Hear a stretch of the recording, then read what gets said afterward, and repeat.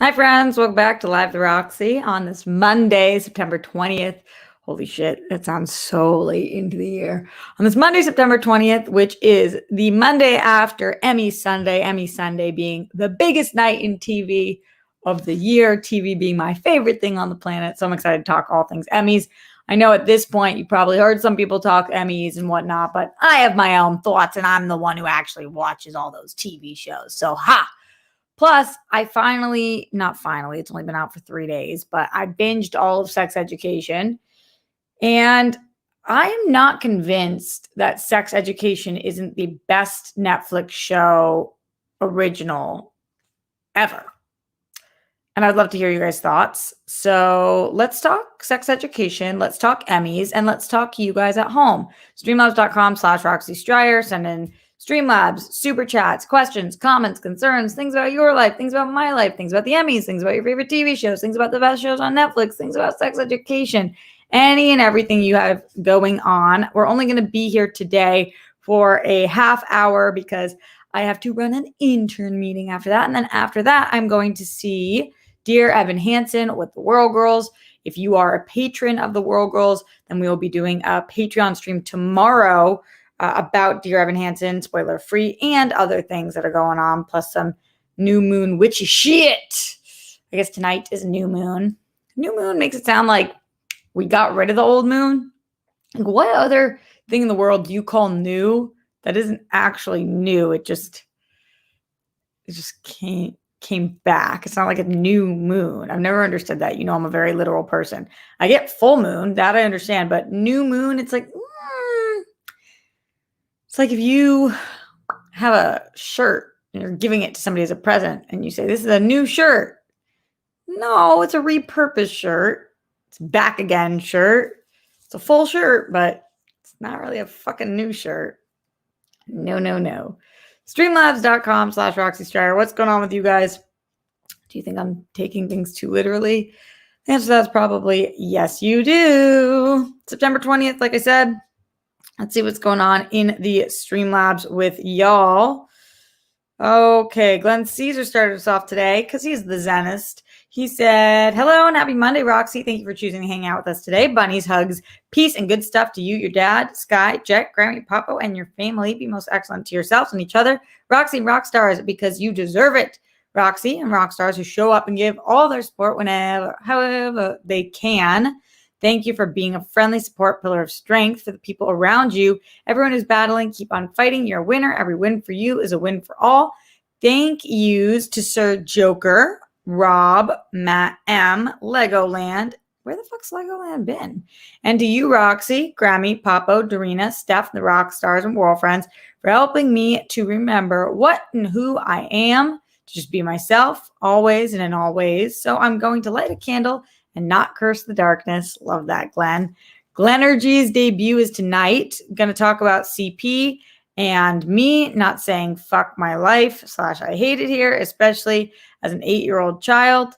And you didn't say that as an 8-year-old, but rather thank you for it all, the good, the bad, the ugly, and blissful, and also do a meditation spirit to open up to actually feeling those yellow and green colored energies and sparkles of happiness and joy, so that my words of I hope you find what brings you joy today and each of your days, your weeks, your months, and even your years, and glow in your flow mean more to you. No matter what, I hope each, and by the way, congratulations on your show. That's fucking awesome. No matter what, I hope you each break apart, remove all blockages and constipation, physical or energetic, by continuing to breathe in and out fully, deeply, and saying, I love myself, I forgive myself, I accept myself, I fully embrace myself to achieve balance. Roxy and Rockstars and world friends, I hope you each get to smile and laugh out loud like a child at least once a day. Ha, ha, ha, ha, ha, ha. Merry Christmas. I laugh out loud like a child turned into Santa. Today and every single day for the rest of your lives, so that you glow in your flow and radiate, because you're a priceless necessity and inspiration of hope. Stories important deserve to be seen and heard. Being so unselfishly loving and supportive of others, including strangers, whether it's on the internet or not, as well as being kind, caring, and fully unique makes you humane, worthy, and a warm mini fireball. Fireball, yo. Thanks, Glenn, for that. Lloyd Nance in the Streamlabs, streamlabs.com/Roxy Stryer says, hi, Roxy. Happy Monday. Hi, Lloyd. My first super chatter ever. Fucking love Lloyd. I love all of you guys in here. So send in Streamlabs, streamlabs.com/Roxy Stryer. Super chat in. Get in your questions, comments, concerns. Shout out to everybody who is in here right now, just showing up to give me support. George Pruitt, Haskell 420, Glenn Caesar, John Bainbridge, John Perillo, Austin Kramer, Andrew Thomas. What up, Dirt? Kurt Hagens, Matt Munoz. Keep scrolling. Christian Hardesty. Keep scrolling. French Taunter. Katie Robinson. Hi, Katie. Steve Cauldron. Cena Bigelow. Potty People. Alex Piper Hallowell. Slowly but surely, Alex keeps showing on up. We love to see it. And everybody else. Jake Robles, who says, I'm here. Hi, friend. Happy you're here. Thanks, everyone, for being here. Okay, let's talk a little Emmys. So here were the good things about the Emmys last night is I thought that there were some really fun, cool, good moments that were perfect for this time where we're at home, we're watching a lot of TV, and they were enjoyable. So I thought that the Emmys actually did a good job. I thought Cedric the Entertainer did a good job. I thought that people were way too harsh on his sketches. It's the fucking Emmys. They're the little sketches. A couple of the sketches that I really liked, actually, were the one about the people who had never won an Emmy. I thought that was really effing funny, and they did a solid job with that. I thought that the opening rap number was great. I always sound so fucking lame. The rap number. I don't know what to call it because it wasn't a full-blown rap and it was like all different people from different walks of life. I love Lil Dicky coming out during that. But they did a great job incorporating a lot of different kinds of people in not just that number, but throughout everything. I really like the way that Cedric kept moving the show along. I know it was 4 hours, but to me, I love the Emmys so they can go 4 hours and I feel fine about that.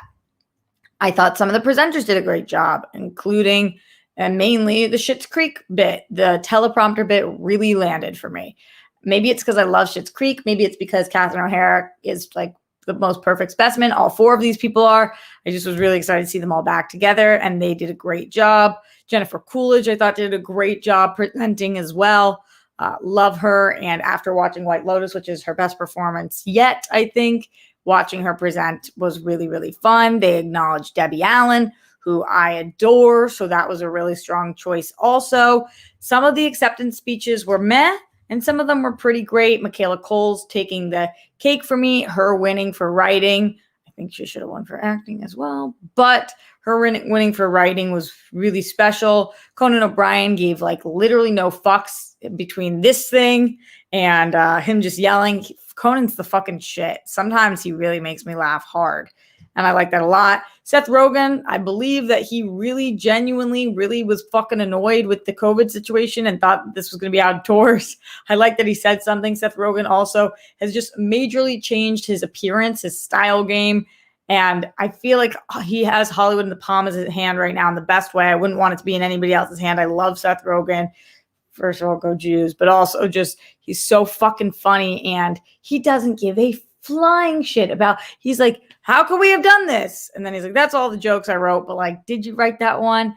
Probably right before he went out because I don't think he realized that that was going to be the way that it was. So all those things were great. It's just as Darina pointed out last night on the World Girls, the glaring biggest issue of the Emmys this year is that every person who won a performance award was white. How do you do that? There were so many nominees that were people of color. There were so many black nominees, and just people of color in general had a fucking great nominee year at the Emmys because there is more opportunity for people of color on TV now that we're making a conscious effort to not be pieces of shit. So with all of the nominees, it was just shocking that so many of the winners Not just so many of the winners. Every single winner was white. How do we do that? Not we as in me. I didn't get a vote, but oy, oy, oy, oy, oy, oy, oy, oy. And also in a year that we had happened, what happened with Chadwick Boseman being beat out at the Oscars by Hannibal. What the guy? What's the Alec? I can picture him. He's older. He's white. He's got that British accent or whatever that accent is. He's very, very, very famous. He wasn't there, and he is in some horror things. And his name is, come on, Roxy. What the fuck is his name? What is that dude's name? Anthony Hopkins. Steve Cauldron.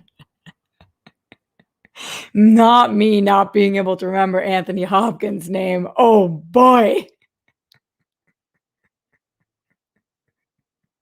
Wow, I really just couldn't piece it together just now. I was like, Hannibal, he's a Hannibal. Anthony Hopkins accepting from afar. It was kind of felt like a repeat with that, with Michael K. Williams not winning and losing to somebody who was not here, was not accepting it, and just was like, that's an effing bummer. You know, Roxy did not hit the 5-pointer. I do not think we can call that a 5-point question. That was clearly a 2-pointer at best. Oh boy. I just couldn't pull it for some reason. I told you guys, whenever I try to think of something and I can't. That was a tough moment for your girl. Anyway, just so many missteps with that. Pose not winning at all. Billy Porter not winning. MJ Rodriguez not winning. And if MJ didn't win, Journey not winning. There was just so many people of color who I felt like deserved the Emmy.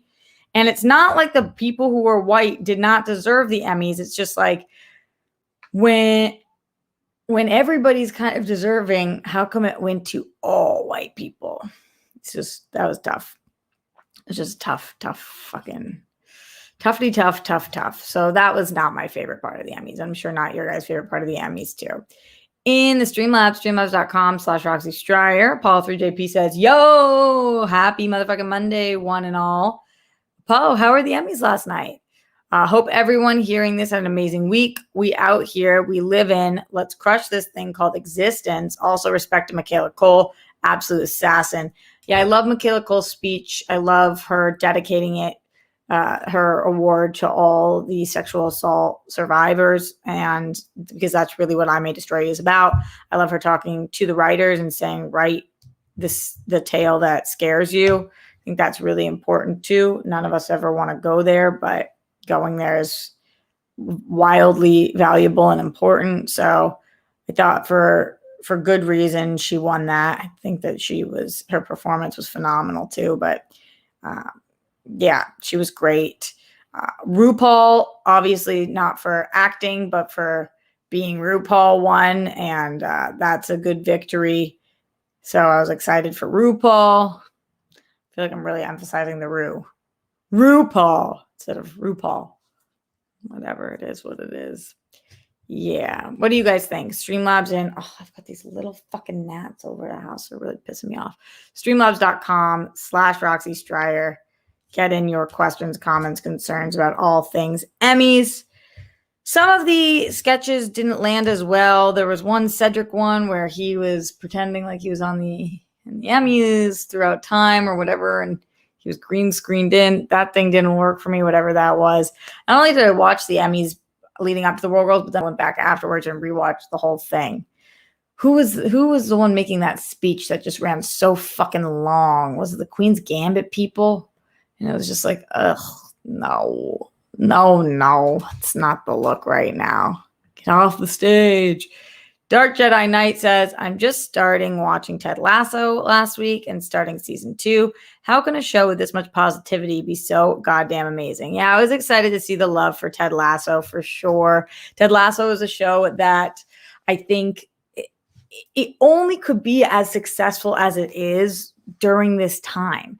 Like the craziest part about Ted Lasso, and I don't want to say this in a way that makes it sound like I don't love Ted Lasso, because as you guys know, I come on this show every week and I tell you guys, I always know my favorite shows based on what it is that I'm watching first. And that's the first, when it premieres, that between Thursday and Friday, I'm watching it as soon as I can. So I love Ted Lasso, and it does everything well. It does, the performances are done well. The script is done well. Every part of it is done well. But it's so super duper not reinventing any wheel. Now, it's not reinventing the wheel. It's just an incredible feel good, oh, I can't wait to watch this show. And I think we care so much about that during this time because we all feel like ass. Because we've all been sitting at home for 2 years. And if you're like me and you're single and by yourself, you just want to feel okay for a second. Or if you're like some of you guys who are having to figure out how to get a job or work a job and have kids at the same time, and you don't have the help and support you need, or any of the 5 bajillion issues you could have had during the past 2 years, Ted Lasso is just like, you know what? It's woo-saw. It's like a warm hug, and it says, it's going to be okay. And there have been shows like this in the past that we adore, and they're so sweet, and they do relatively well, but they don't do as well as Ted Lasso is doing right now. For Jason Sudeikis to take home this award, for Hannah, what did Seth Rogen call her? He fucked up her last name. To have taken home an award for this as well. For Roy Kent to have taken home the award. For Ted Lasso to have won the award. While this show is so great and fun to watch and sweet and so, it's just all the things. Is it the greatest show of all time that deserved to like take home all the awards? I'm not sure, but would I have voted for it too? Probably, just because it's like, it's Ted Lasso. We need it. It's 2021. We need Ted Lasso. I was doing a morning show. I do a morning show in St. Louis on Mondays, and Carney, the main host of the show, calls it Ted Lasso, and I fucking love that. That's some Midwest incredible stuff right there. Ted Lasso, baby, is Ted Lasso. Not Jeff Graham popping in the chat. Yes, Michaela Cole winning. My live reaction to Michaela Cole winning is like, I need somebody to hype me the way that I was excited for Michaela Cole. I did have, at that point, I didn't have the audio on because we were doing World Girls. So I will admit, when she first is coming on the stage, I thought she had won for performance. And I was like out of my mind stoked. But in some ways, I wonder if she would prefer to have won for her story, for writing, because the way that she was able to talk about conquering your fears as a writer and dedicating this to the survivors, I wonder if that mattered to her more than winning for acting. I'm not sure. Who knows? It's just my thoughts on it, but maybe not. Maybe she would have rather won for performance, and her performance so freaking deserved it. Jeff, I'm so happy you're in here right now. Hopefully I'm a much needed break from everything that you're working on right now. Oh, and Jeff says that I was here for the Hacks love. This is the wildest thing. So you guys know I said I've watched every show that's nominated at the Emmys this year, except for like 3. And I mean, in all departments. Like, I really binged everything this year, but I didn't see Hacks. I didn't watch Hacks because when Hacks first came out, everybody said, you need to watch Hacks. Jean Smart is incredible. I already know Jean Smart's incredible, so I was sold pretty quickly. But then I started hearing really not great things about Hacks. People fell off the Hacks bandwagon, and I was like, just not ready to start such a show that I don't know if I'm going to be in love with it yet. But now that it got all this, it got a lot of love. Hacks really did well, and now I feel like I was sleeping on it. So I don't know. Okay, Jeff says I'll love it, and Jeff knows. So then maybe that's for me. I was really, really upset with the lack of love for Pose at the Emmys this year. I think that probably is the worst thing that the Emmys did this year. That sucked. And you guys know I was late to the Pose bandwagon. I jumped on Pose season 2.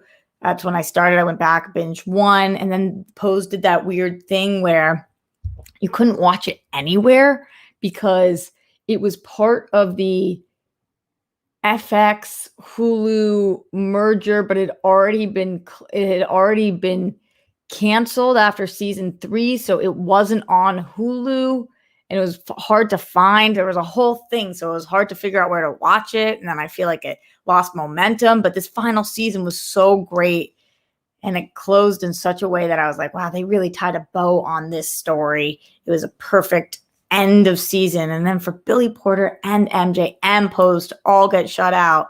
Come on. Some people were upset that Kate Winslet won. And I get it because there's so many other great options, but like, how can you ever be upset about Kate Winslet? She's so good, and Mayor of Easttown was so good. These are my Emmys thoughts. Let me hear from you guys. Streamlabs.com/Roxy Stryer.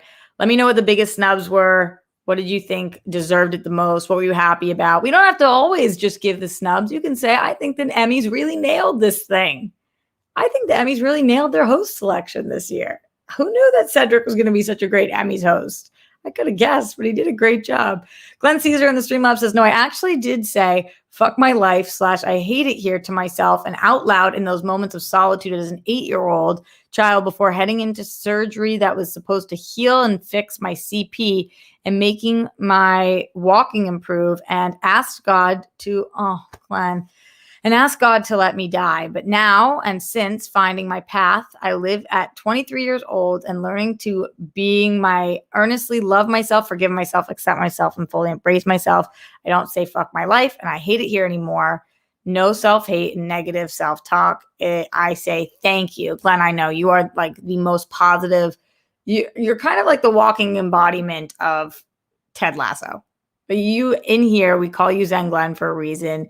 You are the person to bring all of the incredible energy. And anytime that I am sitting here pulling some bullshit of like, I had such a bad day, you always, in the kindest way, you always remind me of the beautiful things that I have going on in my life. And Glenn, I'm glad that you are in a different place, and I'm so happy that you started your show, and I definitely want to check it out and hope that everybody in here supports our boy Glenn. Send bunnies for Glenn in the start of his new show.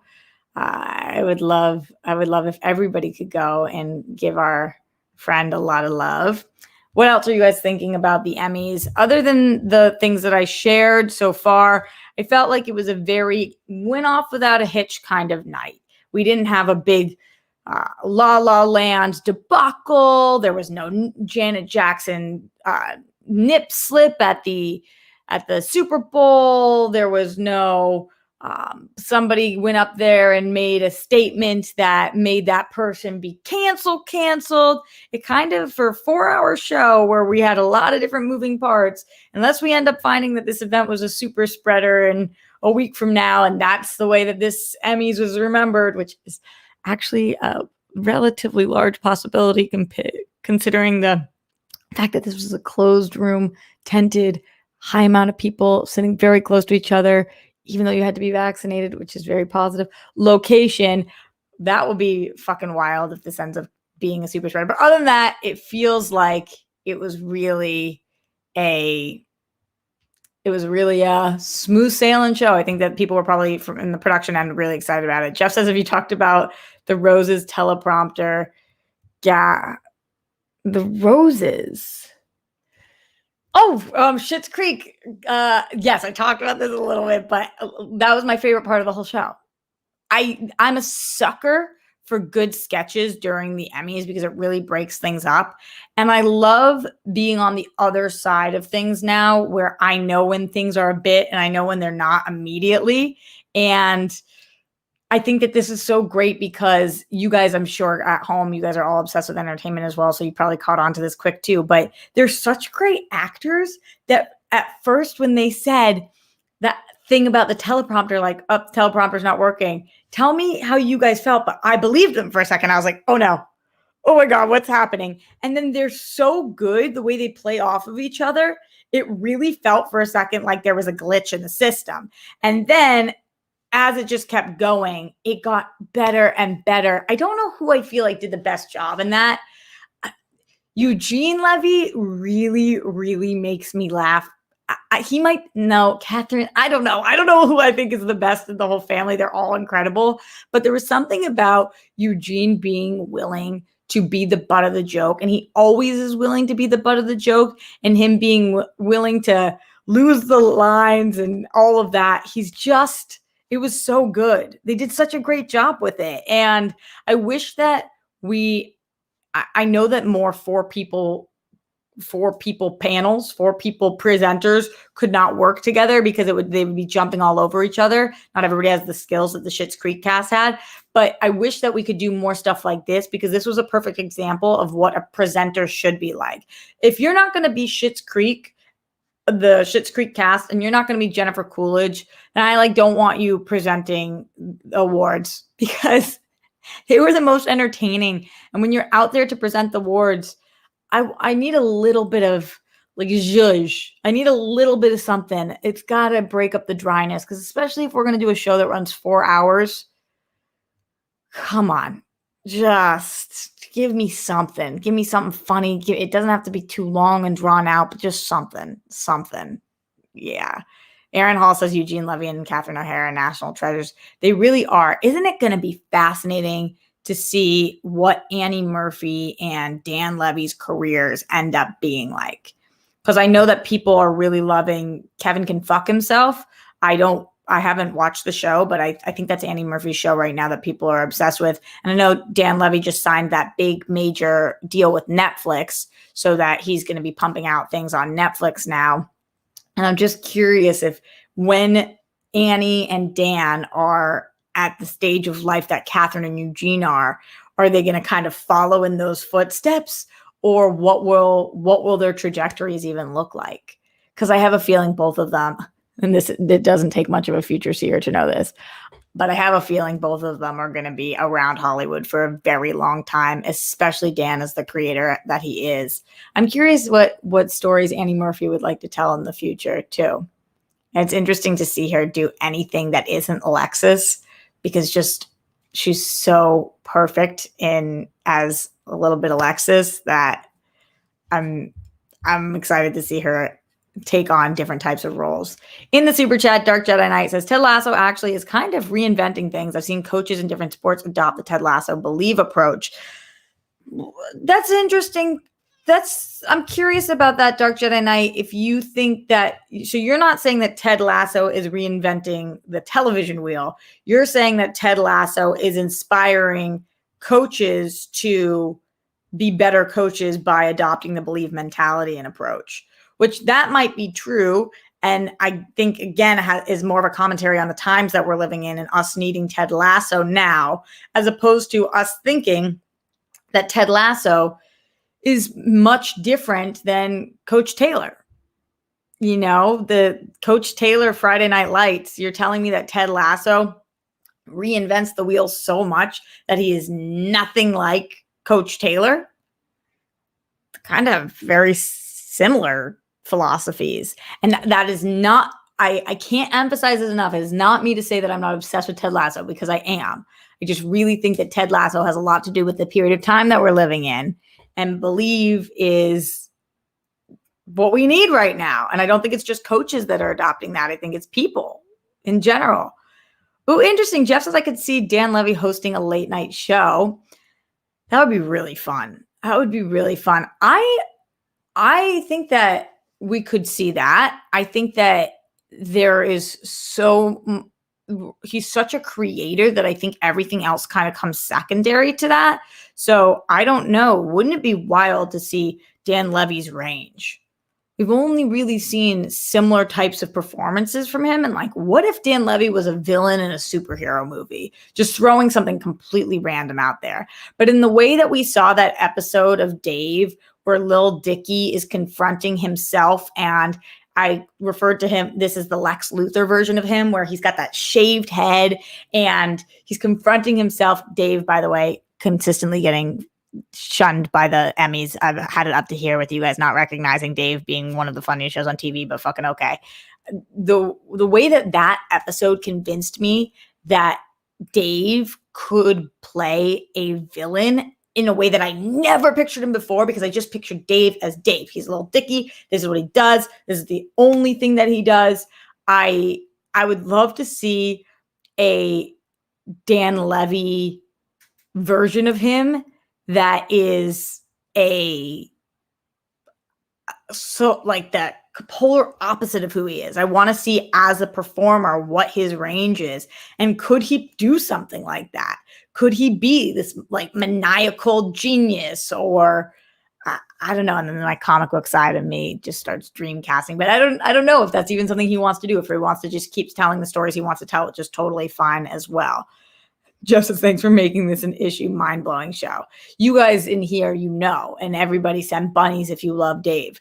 I can't emphasize, and the fourth time I've said this in this episode, I can't emphasize enough.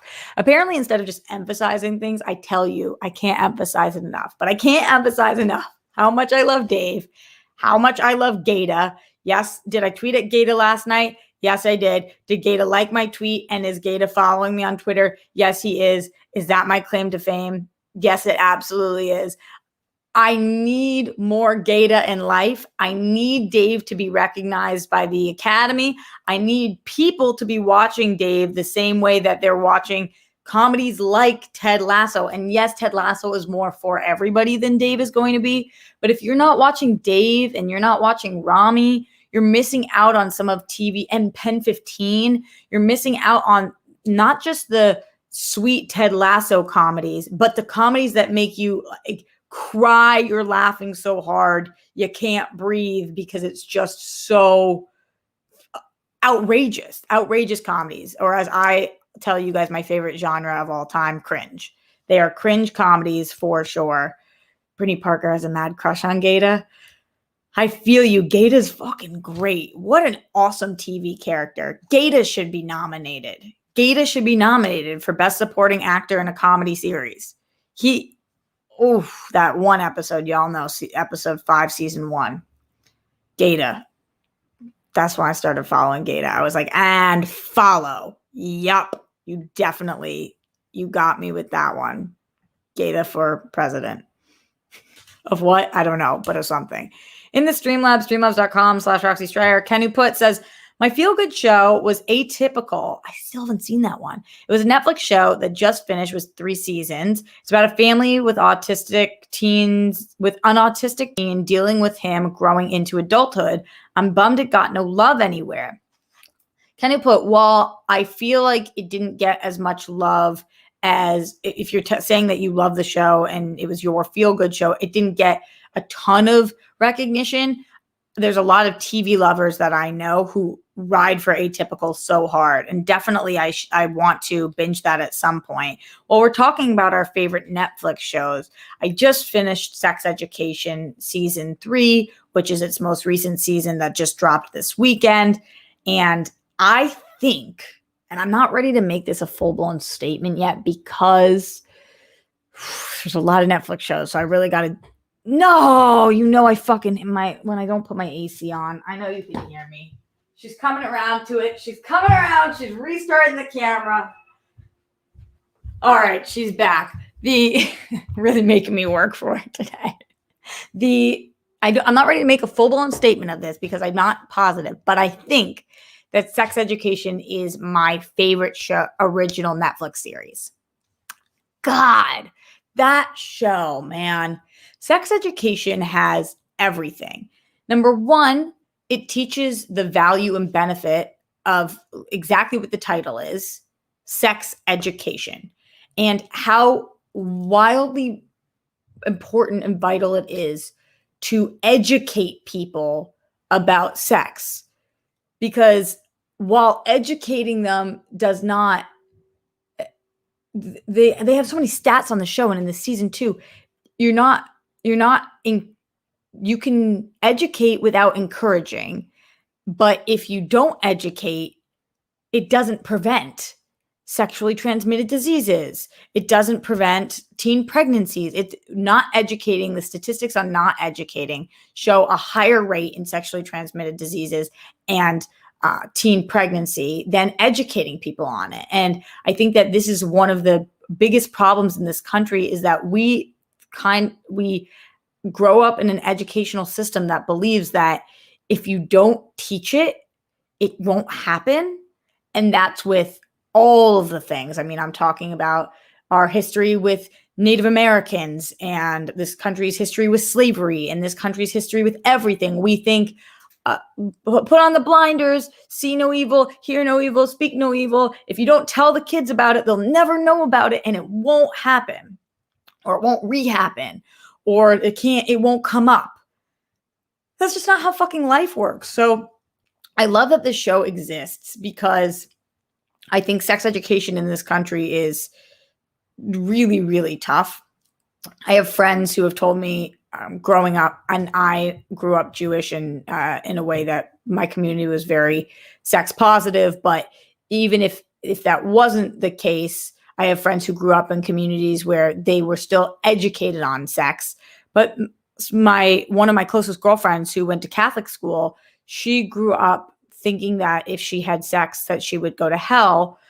So the teachers teach her that there can be no vaginal entry. So starting at 13, she started only having anal sex, which is like, how are we? And thinking that was something that you couldn't have a sexually transmitted disease doing because that was her educational system.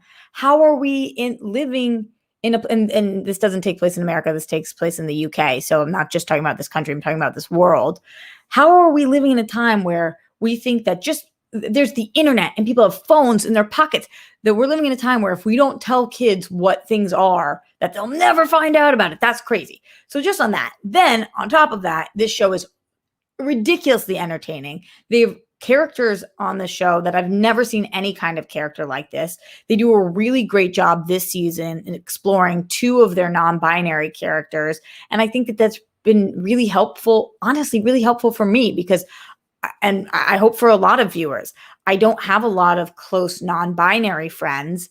And sometimes you have questions and you want to, and what can be really helpful with learning the significance of pronouns or the way of the future is by seeing and hearing people on TV and in movies normalize non-binary pronouns and people and talk about some of the struggles and triumphs and tribulations.